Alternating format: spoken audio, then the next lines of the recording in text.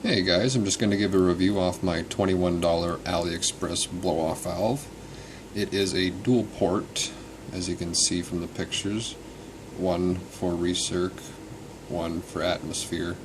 I've already gone ahead and gone pretty crazy with this thing to rebuild it to actually make sure it was going to work properly. As you can tell, it's got the harder to soft setting on the top with the generic blow-off valve written on it. And once you twist the top off, just keep a little bit of pressure on it so you don't bugger up the last little bit of threads. You'll notice that the bottom is actually designed this way to be kind of like a spring support, which is pretty neat. Got the coil spring.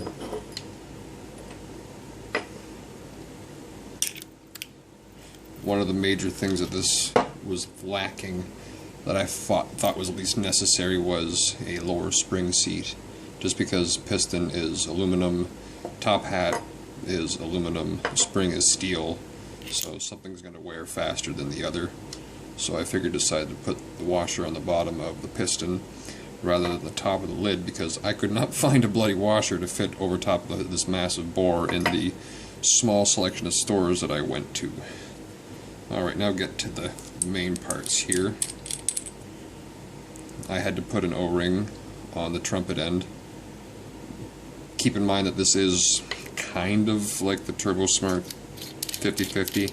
The turbosmart is on a 45, like it has the ports instead of going straight through. So that's one of the main differences, and these things aren't cut for actual O-rings to be seated in there properly, so they're just kind of like sitting on there. But once you snug them all down, they're actually pretty good.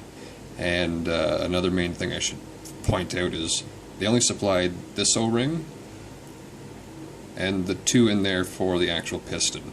They didn't supply any O-rings for the actual housing, which leaked like a sieve. So I couldn't actually get any pressure through it. It would just leak through the top and through the bottom here as well. So I just went to my local parts store and got two O-rings actually the same size as the base here, because it just rolled over nicely with some grease, and then I used the similar one and stretched it and pushed it up over here so it wouldn't affect the gap as much. So by the time I got it all tightened down, there's actually very minimal gap between the housing and the top. It almost looks like it's a uniform with the machine work they've been doing there. So it's not that bad, and what that actually allowed too is with the difference of the height, it actually clocked the housing, so it's almost 50-50 split right in the middle with these ports, whereas before it was just literally one about 2/3 the way through, not allowing the other one to properly breathe. So at least this way on both sides it's got two ports pointing straight out. Other than that, the piston construction seems pretty decent. There's no irregularities in it, unlike the rest of the unit they sent me. Keep in mind, like I said, this was $21 and it came from China. I guess one of the major differences between North America and China-made products is the final machining process.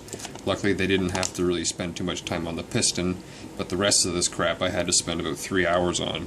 You could probably see in directly through all the bare metal parts through these little ports.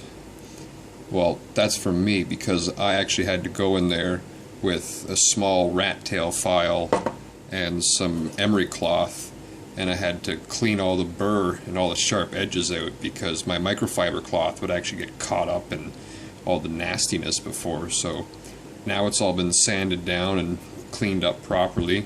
And if you guys are worried, oh, what about the piston seal? Well, you have to remember the piston itself seals on those two O-rings, so it actually doesn't come in contact with the housing. So it was fine. So, one ring, two O-rings. There it's down. The jiggling was the washer. Push her down. There we go. I found out once you actually get past a safe point of the main O-ring that keeps the top lid safe, you have a full like 5 rotations of adjustment. So 1, 2, 3, 4, 5, and then it bottoms out. So that's not too bad. A lot of companies that sell these ones that are machined properly, I guess, in North America, Same design, same generic blow-off valve, but they usually just put their brand name up there. Say they're capable of holding up to 30 pounds of boost. Now, I don't know if I believe that. 30 pounds of boost is roughly 2 bar. I think 2 bar is quite a bit for a 25mm blow-off valve, but what do I know? So this one's at full steam with the extra washer in there, which essentially would raise spring pressure. And it takes quite a bit to actually move the piston, so I'm actually quite certain that it'll hold engine vacuum and it won't stall on decel either when I'm pulling about 25 inches. So there's my review, and I'll let you know once it's on the car and see if it sucks really bad or not. Thank you. Bye-bye.